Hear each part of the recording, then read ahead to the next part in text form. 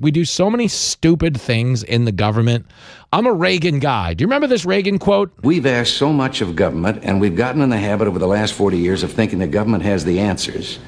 There's very little that government can do as efficiently and as economically as the people can do themselves. And if government would shut the doors and sneak away for about 3 weeks, we'd never miss them. We'd never miss them. Okay, if the government shuts down right now, you'll never miss them. Because most of the government, as we've found through the DOGE reviews, it's, there's obviously a lot of necessary government workers that we need, and we need to protect those jobs. It's not to say if you're a federal worker, you're automatically bad. Of course, that's not the case. Okay, but a lot of our generosity is being exploited right now, and a big amount of money is being spent on everything but America and the well-being of this country, and a lot of people are sick of it. So if the government shuts down, but everybody's life kind of stays the same for a week, you're kind of going to prove Elon Musk's point that we can be doing this more efficiently. Okay, that was the point he proved to Twitter. He showed up to Twitter, laid off 90% of the staff, and it's a lot more profitable now. And it's a much better platform now than it was when he bought it. And that's one of the main reasons why they have activist judges blocking some of the things Elon Musk is doing. That's why they're trying to attack him as some kind of a Hitler or a billionaire robber baron. It's because what Elon Musk represents is not just an upsetting of the apple cart. He's not only giving the gravy train a flat, but if Elon Musk pares down the government workforce and it runs better, then the Democrats have lost their entire argument for big government handling every single issue that faces us as Americans. Government is not the solution to our problem. Government is the problem. Okay, good example would be COVID. Government was the problem. Okay, they were the problem. They shut down schools when they didn't need to be.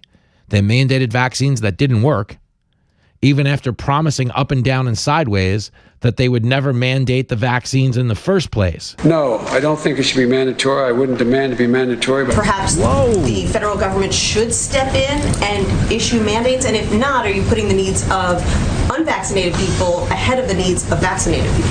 Well, I think the question here, one, that's not the role of the federal government. That is the role that institutions, private sector entities, and others may take. That certainly is appropriate. Also, local communities are going to take steps they need to take. I don't think you'll ever see a mandating of vaccine, particularly for the general public. That's Fauci, okay? That's Biden. That's Jen Psaki. No, we're not going to mandate the vaccine. And then what did they do? They mandated the vaccine, but it didn't work. You understand? Government made things worse. They shut down schools, crushed the economy, fired federal workers, bringing us back to this DOGE argument. You got people protesting on behalf of federal workers who do things like make sure mice are transgender. If you're going to stick up for them, I mean, I got to be honest, you should have been willing to die for the vital and necessary workers that were being fired just because they didn't get a COVID vaccine. Okay, if you didn't care about federal workers who didn't want a vaccine, you shouldn't care about federal workers who don't do anything. Okay, and I'm not in favor of anybody getting fired, but if we're going to recalibrate the government and make it run more efficiently, then that's a good thing. And if this government winds up shutting down, it's probably a boon to Elon Musk and Trump, if for no other reason than it's going to prove our point that we don't need them in our lives as much as they happen to be there. You know, when you really think about it, right? You know, they always love to tell you about, when it comes to like the pro-choice, pro-life argument, Democrats will say, oh, the government needs to stay out of our bedrooms. They shouldn't tell us what to do in our bedroom. Okay, but they're telling you what to do in every room of your house. Okay, you can't use this light bulb in the living room. You got to use this one. You can't use that fridge, that old emissions bomb. You got to use this one. What kind of hot water heater are you using? Don't forget, they mandated electric vehicles before they started burning them. A year ago, electric vehicles were becoming mandatory. Now they're becoming bonfires. Okay, it's crazy because people are mad at Elon Musk. But you understand, in the overall scheme of things, Trump doesn't care because he's in charge and they have a long-term goal. And as it's presently constituted, he can point to a record that is working. Okay, here's the media freaking out about the Trump economy. I want you to hear this montage, and then I'll read you some real numbers. Clip 18. Really, every day, I can't believe what we're witnessing. He's escalating a trade war with America's closest allies and trading partners. This is not the behavior of a stable genius. It's also not great for American business. I'm calling it a Trump session, just like he's trying to shove it over to Biden, but really it's his. He's sort of owning it by saying, I'll do what I want. If he cared about the economy, he would be doing these Tesla commercials for the Social Security folks. What? The view is awful. For the Social Security folks? It's so bananas. There's nobody losing their Social Security. The only thing they're trying to do in Social Security, like they are with Medicare and Medicaid, is get rid of the fraud because there are dead people receiving benefits. Here's Chuck Schumer talking about it back when Obama was president, clip 27. If we're going to eliminate the waste, fraud, and abuse in Medicare, it does mean we're going to cut some of that out. And when I hear my friend Dave Camp say you cannot cut money out of Medicare, well, we don't want to cut the good stuff that you point out, or add the prevention. But if we're going to, if what Senator Coburn says, that 1/3 of Medicare doesn't go to patient care, you can't just get up there and say, we don't want to cut anything out of Medicare. We want to cut the bad stuff and keep the good stuff. I mean, so there you go. You understand? And they wanted to cut. Now we're being told, oh, you can't cut that stuff. You're a monster. Who let robber Baron Hitler in here? But you understand, okay, everything Donald Trump is trying to do is something the Democrats have done. And they are literally opposing a lot of these policies for the sole purpose of undermining people's faith in this administration so they vote Democrat in the midterms and ultimately vote Democrat in the next general election. That's what politics is. How do I get power? Okay, how do I get money to run for office? If you get the money, you run for office. How do I get money to run for office again? Okay, if your side loses the election, how do we move money into the bureaucracy that'll allow us to remain in power even though we lost the election? What we've learned right now, and I do mean this, I am a very optimistic dude on the radio. Every day that I've had this show, the world has been on fire. We launched March 9th, 2020. COVID lockdowns hit 5 days later. That became the George Floyd riots, the most contentious election of our lifetime, spilled through the ensuing 4 bad years of Biden. A couple of world wars broke out. Here we are with Trump back in office, and he's got this unprecedented opportunity as a guy who's serving 2 non-concurrent terms to have learned from the first one, gone home and studied the game film, and come back surrounded by his own people. Okay, Trump is positioned better in this administration than any president ever will be. And if they don't reconfigure the government, it's never going to happen. We live in a pretend democracy. Why do I say that to you? Because we vote every 4 years for president, but what we've learned is the bureaucracy that actually controls government spending and appropriates funds is unaccountable, completely unelected, and whatever a president says he's going to do comes down to their willingness to do it. If they don't want to do it, they slow roll it. What's going on right now with Trump? We're going to freeze these funds. They shouldn't be going to that country. They find an activist judge who goes, nah, you can't do that. Look at the IRS data. Nah, you can't cut this down. We found an activist judge that says the president doesn't have the power to pause payments to people who might be fraudulently getting them. So you can go ahead and sue this, sue and appeal and fight this out in court. But me, activist judge, okay, I'm going to slow roll this guy's plans. And that's not what we voted for. We didn't vote for, hey, I listen, on November 5th, we're going to go to the polls to figure out which judge will greenlight or stop the president's agenda. But that's very much what's happening. We're finding out the unelected bureaucrats are not just a speed bump, okay? It's, you want to talk about build a wall. Washington built a wall around democracy. Because we don't vote for a president, he shows up and does whatever we told him to. We vote for a president, he shows up and they tell him where the limits are. You could do this, but you can't do that. You can do these, you can't do that. Does anybody in their right mind believe you're getting the Epstein client list anytime soon? Pam Bondi shouldn't have opened her mouth. Like, she might get it someday. Who knows? You might get some unredacted memos. Okay, but if you're not charging people with a crime, you can't actually release the information. I was telling you that when they said it was going to come out. I said, I don't think it's going to be anything. Because they could sue you for defamation to the moon and back if you just associate them with, purported crimes that they're not actually being charged with. Same thing with the JFK files. There's not an email line around that's like, we're shooting them on Tuesday. Vinny will be there on the grassy knoll. Frank's going to be out there in the manhole, and we'll have that Lee guy up in the book depository. Okay, that's not going to happen. Okay, they're not going to let that happen because they are in control. They tell you what you need to know. We have already, in so many different ways, become a people that work for a government instead of a government that works for its people. That's where we are. And if Trump can't actually implement his agenda, no one ever will. Like we should, vote if you have to, if it's something you like to do. But if this one don't work, I might need Rosie O'Donnell to move over because I'm coming over to Dublin. My guest doesn't even know this. I'm in the dark. He came here for the Hacksaw Jim Duggan references that we were making during the commercial so break. many of them. The guy's the host. He hosts 2 hours a day of business television on the Big Money Show. We are, of course, talking about Brian Bremberg. Hello. Yeah. All right, let's get to it. But to be clear, you did not book this hit under the auspices that we were doing breaking news. Okay, I want to know what it is. You're killing me here. And to be clearer, okay, this is not a show people turn to for breaking news, okay? We might break a shot glass in your bar. What are you talking about? Everybody's like, Jimmy, get to the news already. I'm sure they got this going in the White House right now because they want to know what's happening. They're scrambling. Give it to them. Get on the radio. Phil is talking to Bremberg again. This is according to Mikey, okay, our producer. But Secretary Marco Rubio says that Ukraine has accepted a peace deal in Russia along with a mineral deal. Okay. And they are now waiting for Russia to sign off on the deal. So round of applause if that works. That'd be good. That would be good. This does potentially put an end to your Ukrainian money laundering operation, Bremberg. How does that affect? We come to you for comment. Kids, I've got some good news and bad news. Good news is peace in Ukraine. The bad news is mom's going to have to get a third job. We're going to have to take back some of the stuff we bought over the weekend. That'd be great. This is a big deal. I mean, look, I could use a little good news, I would say, this week, given where markets have sort of been struggling a little bit. I think it's kind of a twofer there. You get the minerals. Russia presumably has got to sign off on this thing. We have no indication that they're signing off on it.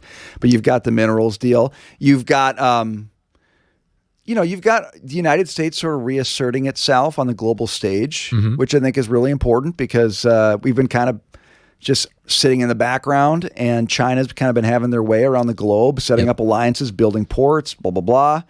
U.S. is saying, no, we're not going to do that anymore.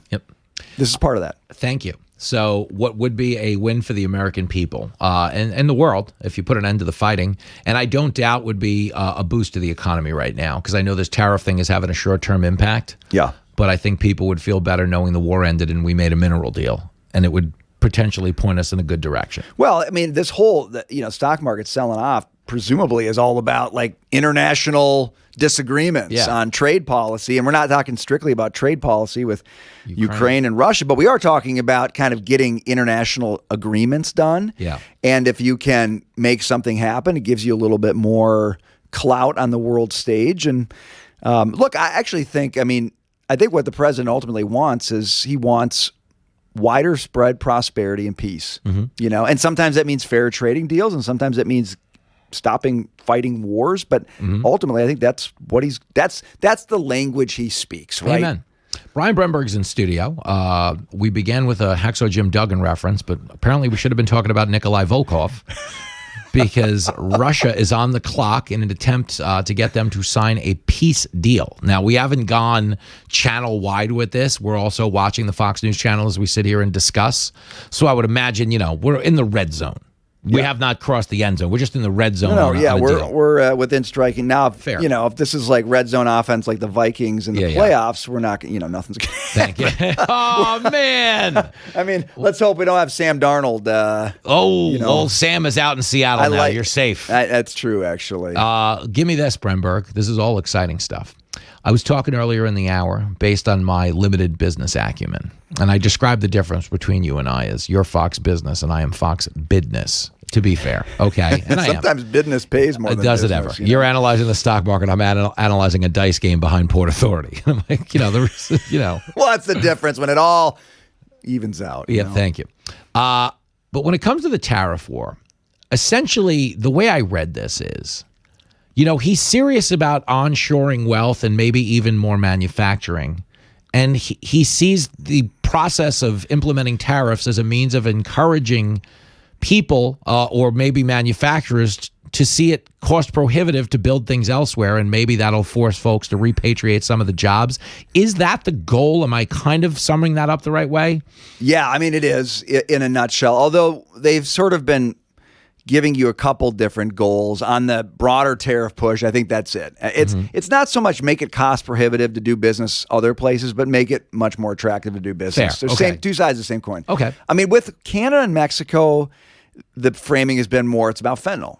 Okay. And which has made it a little trickier because then the question becomes, well, how do you want to measure enough progress to say we're making progress? And that's where I think like the business guys get a little bit nervous. Yeah. Okay. But his broader push and the question now, I mean, this is what you watch. If you're interested in the tariff thing and you want to know when's the stock market thing going to turn around, what I would say is the more that they start talking mostly about reciprocal tariffs, we tariff you what you tariff us, when the conversation basically lands there and it doesn't really stray much, then I think things settle down a lot. That's the point Kevin Hassett's making. He's Trump's economic advisor. He says, give us till April 2nd because that's when that whole thing's supposed to kick in. Okay. And this is going to settle out a little bit. And I think that's a good thing. You can be tough on tariffs with reciprocal tariffs, but you can also say, and you all know what we're doing, so you can make some plans and you're not going to see things, it's 50% today, it's off tomorrow, and it's back to 25 the next day. Okay. So, and there is, to that point,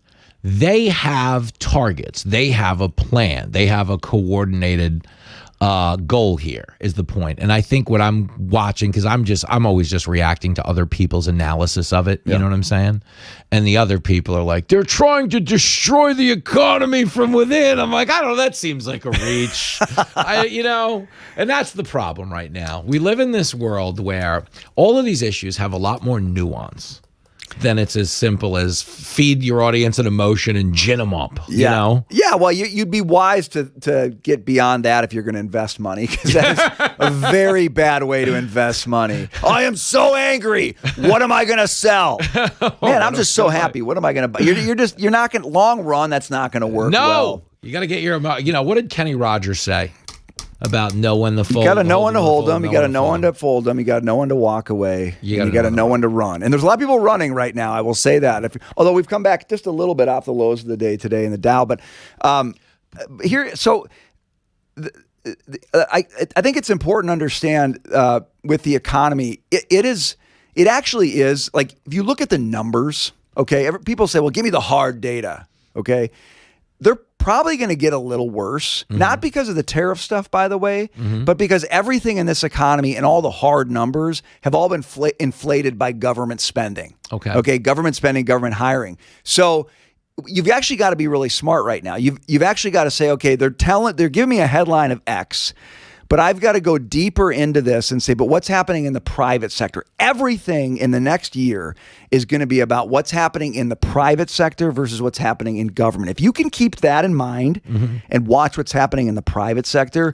you will be much better served in your investments and just generally how you're navigating life than if you look at the financial press headlines, which are trying to scare you every day into thinking that they're driving this economy off a cliff. Yeah, that's what I think the sellers are reacting to. Yeah. Amen.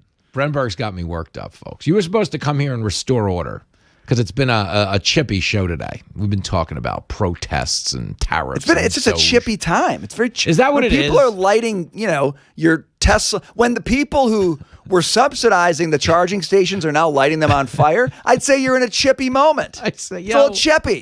I was talking about this. I was like, they were mandating electric vehicles, and they're now setting them on fire. I was tweeting about that too. I was like, where are we? And is anyone listening to themselves? And I think the correct answer is no. No one's listening. No, I mean, they're lighting on fire the guy they used to worship, or like lighting on fire the stuff of the guy that used to worship. But you know what's interesting about that is, here's my thing. Okay, so Elon Musk makes EVs, and he used to sell them to people who now hate them. Yeah. And hate him, or they hate him. And so now you're thinking, well, is he going to have to sell them to people who used to not like EVs? Yeah. Like Trump's buying an EV. I don't know if he bought it yet or not. But so if I'm Elon Musk, maybe I should start building hybrids. Oh, that's amazing. I mean, I'm not trying to give like unsolicited genius business advice here, but if you're going to like change your whole market, maybe you got to go hybrids. Because that's where the demand is anyway. Number one. That's where the demand is. Yep. People rely on those. And look, I mean, if liberals don't want to be caught driving around your car and you want to go after conservatives, conservatives probably want a little gas in the tank. They definitely want gas in the tank. You know what I'm saying? Because the one thing is, and you know this, if you're doing any distance driving like we are to Ohio and stuff like that, you know, the infrastructure isn't quite there yet in terms of charging stations. Well, they're all on fire as well. The fuel range isn't the same. There's that, just the same. And, you know, the fuel range isn't quite there in most of these vehicles. But if you gave them that hybrid option, I bet you, honestly, what do you think it is? Dude, I'm serious. I know like, you are. If he did this, if he came out and he said, guess what? Tesla's next model, not self-driving, not a new EV, it's a hybrid. Yeah. That would be game-changing. Yeah, massive money. If we don't get a commission for this, Mikey. Yeah, let's note it right now. I want to get some legal paperwork going on this idea. But let me ask you this really quick. Why do you think they haven't done that? Is it because the subsidies to go all electric were so great? Is it like the government was kind of coercing them to do a certain thing? What do you think it was? Yes, I agree with that to start. But I'd also say there was no misalignment. Like he was low profile enough that he could, and he was probably more aligned with his clientele at an earlier point. He could go with the flow on this. You know, like the federal government was maximalist, has to be all EV or nothing. Okay. He had no problem with that. He likes EVs, and his clientele didn't think that he was on the wrong team or something. So it was all aligned. But all the alignments have been, just within the last year, all the alignments have been changed. Okay. So he's got, like, I think he's got to change the business a little bit. I mean, he's just not, like, California and New York liberals. They're not capable. I mean, they say driving a Tesla, they're like, it's like wearing a big mega hat. Yeah. That's what they say. I mean, I just Which is so crazy to me. It's stupid, but I'm just saying that, like, but you've got a whole bunch of people out there who like Elon and they like gas and they don't mind EVs. They just don't want to be forced to buy them. Yeah. How about that? Hybrid this thing up. I'm telling you. I don't know why the stock market's not going up right now as people listen to this. I mean it's confusing to me. If this is an episode of Shark Tank, they're shooting money at you out of a T-shirt gun right now. I have to fend them off with a stick. Probably impaled by the ferocity of the money being shot at you. I'm like, no, I don't want that. Don't give me that. Well, maybe that is the way out, because they're obviously, you know, there is a war on this guy. And what I've been trying to explain to the listener of the show, okay, and I know you know this to be true, is when the government is wasting tax dollars, they're not wasting like Republican tax dollars. You know what I mean? There's no differentiation between, it's just everybody's money. So as tax-paying citizens of this country, we should all be invested in what they're doing. And the good news is we are. Like the CNN polling on this says 54% of Americans support what he's doing. Yeah. Because it is better for all of us. But they put this through this other political lens. And I think that becomes the challenge, is if we can move beyond politics and have a government that works for us. Wow. Yeah. I feel like I'm seeing puppy dogs and lollipops just coming out from behind. Look at Jimmy. He's got a vision, man. The utopian American government. But it ain't coming. And Lincoln plays this. Lincoln has this video. He's been watching it since he was 5 years old. It's a really funny sketch. It's Lady and the Tramp, right? Yeah. And they get together in the alley and they start, you know, slurping the spaghetti. And out of nowhere, a vagrant comes and literally kicks the female dog like 80 yards. And then he picks the carcass up off the wall, comes back and looks at the male dog and points at him and then takes the spaghetti and walks away. And that's kind of the government, man. It's like, totally. No, it's going to be great. We're going to do this. And then out of nowhere, the dog just gets punted across an alley. But that's kind of what's going on right now. It's like we voted for this one thing. But don't you feel like on some level we are watching the bureaucracy kind of slow roll this thing and run clock? Oh, they are. Oh, yeah. So hard though, right? Oh, no. They're looking at the clock and they're like, look, we just got to kill this thing. Yeah. They're playing four corners offense or whatever. Yeah. You know, no, they really are. And it's the legal system. Like that's how they do it. Yep. But you know, it's interesting. You say like most Americans are 54% are on board with this. It's not Republican money or Democratic money, but it is workers' money. Yeah. Like you have to be a worker. Mm-hmm. You have to be paying taxes on work you're doing to feel like it's an injustice how the government spends money. If that's not who you are, you don't feel it. And what's kind of shocking is like a pretty big percentage of Americans aren't in the bucket of feeling like, man, I'm working hard for a paycheck, and they're taking a lot of it and they're flushing it into somebody else's BMW in D.C. That's a good point. They all have to go work a day at summer camp with Lincoln. Because when Lincoln worked at summer camp and got his first paycheck, he was like, wait, what? Like, wait, what percentage of this is scam gone? is this? But once you realize that, you become a little bit more mindful of what they're doing with your money. And the way they get around it, as you know, is they play the percentage game. They're like, well, this USAID is 1% of discretionary spending. When you look at it in 1% terms, you're like, oh, what's the big deal? You know? But when you realize it's $500 million a year in fraud, you're like, look at it maybe. in money terms. Thank you. You know, you're like, that's a big deal. But there's a reason they don't. You know, like a lot of life theories prove through in government. You know, they always say at the restaurant they put out the bread basket because it fills you up, and that's how they get you. The government has a lot of different bread baskets they put on that table. That's how they get you. They try to make you eat a lot of mashed potatoes at the steakhouse. Try the mashed potatoes. That's what they do. When you go to the Brazilian all-you-can-eat steakhouse, the first thing they bring out is a deep-fried banana followed by a bucket of potatoes. Get yourself started with this, and then it's all the steak you want. Joining us now, though, she's full of a lot of things. First and foremost, joy. Yes, Joy Reid. Exactly. The K train has rolled into the station, and the crowd. I mean, they're excited. They're just nuts. They're excited. It's like a scene out of the Blues Brothers. Yeah, someone needs a sedative. They're throwing bottles at the chicken wire again. We don't have chicken wire in Pennsylvania, April 19th. Why? Why do we not have chicken? I would love to be performing in those venues. Do you remember the Blues where Brothers? They play country and western? Yeah. We'll play the hits. We're going to play Stand By Your Man. It's now Stand By Your Them. Stand by your them. Anyway. And tell them that you love them. Kennedy's here, but we're going to be in, Mohican, PA, Saturday night, A lot April of people 19th. say that I'm the Tammy Wynette of Fox News. I've heard that before. Yeah. The Tammy Faye. That too. I've heard all of Yep. it. There's a lot of that goes on. But we're going to be April 19th in Mohican, Pennsylvania. Slang and jokes. They're calling it Laughs and Liberty. It's a night of laughs and liberty. I mean, formally, yes, that's what it's called. But colloquially, it's known as the Slots and Sluts Tour. And it will forever be known. Because we are going to be performing in a casino. So we want you to enjoy the show and then go out and bet your life savings. Life savings, preferably with a slut Blackjack, by your side. high gow, play the slots with Let the it sluts. ride. We don't care. Slots, sluts. There's so many ways to gamble when we come to town. You gamble with your money, gamble with your life. Okay, it's all a possibility.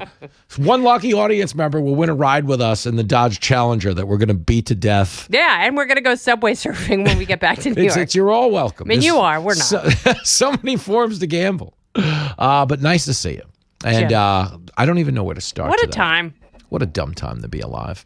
I was talking about Chuck Schumer before you got here just because I have this flashback clip of him talking about how there's a lot of waste, fraud, and abuse in Medicare, and we got to do something about it. And everything. Yeah, which of course now their approach to that now is, Medicare is perfect. Yeah, it's not the greatest thing It ever. needs to be hermetically sealed. It gets audited twice a day. Like you the didn't know Shroud that? of Turin.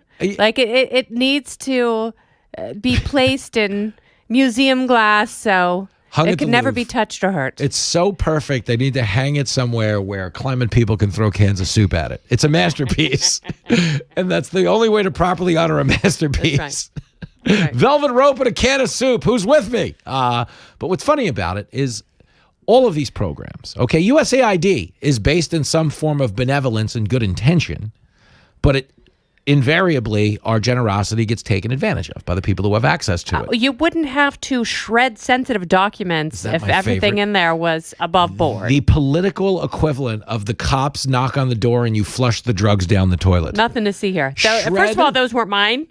Second of all, I don't know what you're talking about. Shred the documents tonight. Like, there's no other way to defend that. We're having a shredding the documents party before they shut down our headquarters. Everybody get here. And my favorite thing was, if the shredder gets overheated, just put everything in burn bags. Burn bags? Yeah. You can't just throw it out. That all sounds legit to me. It sounds like they were These are clearly a people with nothing to hide. running some very Christian organizations. Just in time for Lent. Christian Louboutin, they were buying shoes with our money. Probably. They were buying a high-end fancy shoes. None for you, though. Not for you. You get nothing and shut up. And that's essentially where we find ourselves. I keep saying this every time it comes up. Does the government work for you or do you work for the government? I think what we've learned is in the past few decades, they've viewed us as the people who work for them and fund what they want to go do. Yeah, we're funding their pee-pee parties. But before, and Are we ever? Also an option on the Slots and Sluts tour. You know, if you give these women enough, you know, Trump said it's the golden age of America. He omitted the word showers. It's kind of class organization we bring to town. You know, a lot of comedy shows you can get a meet and greet. Yeah. But where do you get a me and P? Pete and greet. You get a Pete and greet if you play your cards right. God, I'm so excited for this. And by cards, we mean an American Express black card. I don't even want to, though. I don't even think we should like do our acts. I just think we should just go on together and hang out with them. I think we should give them slots and sluts. Like, well, if we were giving them what they deserve, that's what we would do. Thank you. We'll talk this out on the ride there, but let's have this conversation because when it comes to spending and everything in between, this is not a kumbaya bash the Democrats show, nor is the Kennedy Saves the World podcast. We just, like to call balls and strikes in kind of a Frank Drebin sort of way. Remember when he became the umpire in The Naked Gun? We're having a little fun. Yeah. We might overanimate some of the strike calls. I mean, he was such a multi-tool player. He was Enrico Palazzo. Guy sang the anthem. And then the game. And then saved the Queen of England from Reggie Jackson. Where is Frank Drebin's plaque in Cooperstown in the Hall of Fame? When you think of the things he did. But we talk about this, why? Because there's this other thing going on. They're about to pass a spending bill, which to be clear, the Republicans have the majority.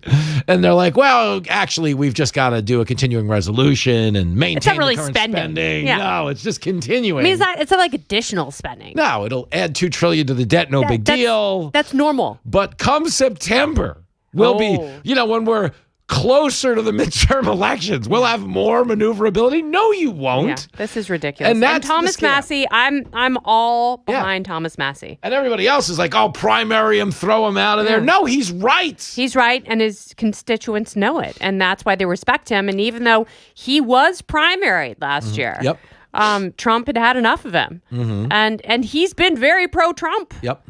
But to be clear to everybody listening, okay, they're not going to cut spending. Like, the closest they're going to come to cutting spending is showing you what DOGE cuts. But if spending's going to be maintained, that's not going to shrink the deficit. They want DOGE to cut the spending. Yeah. It's very cowardly. Yeah. They don't want to do it. It's like walking into a bar with a big guy. Yeah. And you're the one who's lipping off to the guy with his forearms covered in tattoos at the bar. Yeah, knowing this guy you're not going to fight him, but you want the big guy to fight him. Totally. And that's exactly what this is. That's the scam of right now. It makes you a P word. And what everybody needs to understand is when September comes or October comes, they're not actually going to cut spending. And there's no way for them to ensure that world events won't transpire in a way that would force them to increase spending. That's the point. If there's anything we've learned over the last 4 years, anything can happen. Anything. And the last thing you should expect is smooth sailing. Yeah. No, we've got, trust me, we're going to hit a white squall, a black squall. No. It's not like someone's going to eat a bat or at least tell us they did and then put a pandemic on us or, heaven forbid, a war might break out. It was a pangolin. Yeah, a pangolin looks like an anteater covered in toenails, and it probably ate bat poop, and now we're all dead. One of my favorite things looking back to this, when you look at the summer of 2020, and Trump absurdly said they were eating the dogs and eating the cats in Springfield, and we had a lot of fun with that. But we were told, that is so racist to say a Haitian person ate a cat or a dog. But they did tell us a Chinese person couldn't resist a bat, and we all got COVID. And several other unappetizing animals at the COVID wet market. Well, the Chinese, they got a wet market. That's just why you can't take the people to the zoo in China. Yeah. It's like they'll eat the zoo. I mean, that's the problem. But stop. Thanks for opening the buffet. What do you mean Haiti ate a cat, you racist? This is why we can't have nice things. But the point is, the Republican Party, and in the moment we live in, people really are so scared to criticize their own, okay? To Massey's credit, he is not. People are destroying him, but he's one of the few serious people when it comes to the principle of cutting spending. Yeah. Nobody else is. No. Do you think for a second there is a minute of Mike Johnson's day where he wants to cut spending? No. He wants to stay in power. That is it. The only way to stay in power in Congress is to promise people stuff. Yeah. And promising them that you're going to take their things away, that's not quite as appetizing. Not popular. No. Okay. Here, I'm going to give you a bunch of crap. Here it is, guys. Okay. A lot of people listening have kids. Okay. Measure the two reactions. Hey, kids, we're going to buy you a new toy. Probably get a good response. Yay. Yeah, hey kids, we're going to take the toy away. Kicked in the balls, right there in the store. Right there in the store. I hope you die. It's like pulling up to Disneyland, doing a U-turn and driving home. So this is, we have it in a nutshell. Hey, kids, we're going to increase spending. Yeah, we're excited. Yeah. No, actually, we're going to scrap the continuing resolution. We're going to cut the money. Yeah, exactly. It's more like somebody ought to belt you in the mouth. They'll belt you in the mouth. Okay. And Mike Johnson doesn't. He's a little guy. He doesn't want to belt anyone in the mouth. And I got smooth hands, no calluses. Nice hands. Does he look like a guy who has his own sander? Yeah, no. Well, his butt's chippy. Mike Johnson likes to get spanked. You can see it on him. Him and Schiff probably hang out in the same Skull and Bones Society because Johnson always has that grin at the State of the Union. Hey, what's up? All right. I know what I did before. I know what I'm doing after. I'd like to trim your deficit. I'm going to tap my foot in the cloakroom. But the point is, it's all a scam, and it won't get called out enough. So yes, DOGE doing some necessary work. Yes, cutting waste, fraud, and abuse of Medicare. Yes, but that really isn't actually a plan to offset what they're going to spend us into. No, because they're a continuing resolution, guys. Just so you understand, means everything Biden is spending money on continues to be spent on, and even the stuff they're doging doesn't actually go away unless they procedurally meet and actually take the necessary legislative step to stop the spending. If they can't do that with the current levels of spending, how could they possibly do that with future cuts? No chance. So that's the scam. But nobody wants to criticize their own. And, obviously Trump gave his blessing to this and said, good job. And Mike Johnson, this is the way to do it. Because they keep convincing him. And now when they did this to him with Obamacare, no, we have a plan. You don't understand. Mike Johnson is the kind of guy who wears his big overcoat and flashes like a women's Bible study. Or a men's, let's be honest. You know what I'm saying? It's a long season. Nobody goes undefeated. It's true. But you can feel like a winner on the Slots and Sluts tour. It is April 19th. Mohegan, Pennsylvania. Go right to their website. You can go to foxcrossamerica.com just the same, but I know they like it when you go to their website. They got tickets for sale there. Yeah, they get you a hotel room. Yeah. Maybe the buffet. They could do everything. Come to the buffet. You do it all. I mean, you spend enough, you're eating for free. You're eating for free. What are we talking about here? We're talking about, you pay us to pop you in the mouth so you can't eat. Fine, that's a weight loss plan. We'll do it. Buy the meet and greet package. That's one way to cut down on the calories, is if you pay extra to meet in Kennedy, or the Pete and greet, which is extra pricey. You know what I'm saying? Smack you in the mouth, and then you'll leave humiliated. It's great. Josh has just informed me that the dump button doesn't even work anymore. So we're going to head to break. Great to see you. Thanks, Jim.